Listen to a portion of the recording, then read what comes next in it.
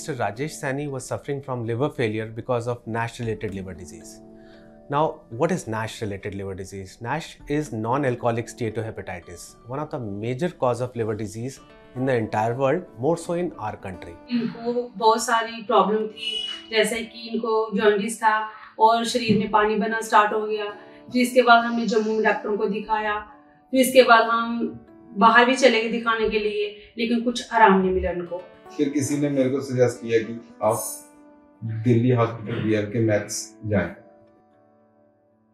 फिर हम वहां पे गए और जाने के बाद वहां पे हम डॉक्टर अभिदीप चौधरी जी से मिले और डॉक्टर अभिदीप चौधरी जी ने हमारी रिपोर्टें देखी तो उन्होंने कहा कि आपके पेट में पानी भर रहा है, जिससे आपका लीवर फेलियर हो गया, तो इसी वजह से आपका लीवर ट्रांसप्लांट करना पड़ेगा।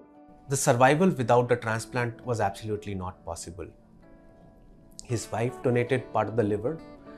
Now, doing a transplant in a patient like him, who was morbidly obese with a BMI of 45, was, as it is, very challenging. We had to optimize him before the transplant and had to do the transplant with utmost care so that there is no other organ damage which happens.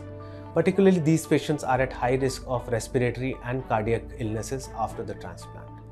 So the patient was taken care in the ICU with the support of our critical care team, cardiologist and chest physician. He had various cardiac issues after the surgery, but by the grace of God he recovered well and now he's doing really well in his life.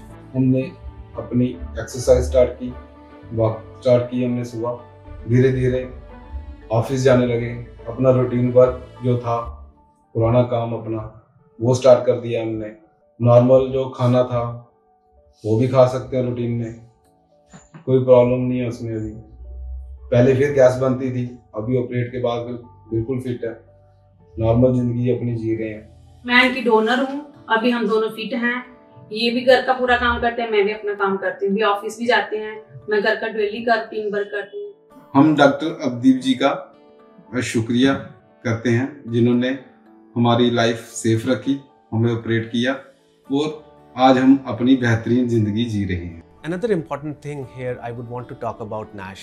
It is rapidly increasing in our population. We need to identify NASH-related liver disease early on, because if you diagnose these diseases early, you can actually prevent a lot of patients from developing liver failure.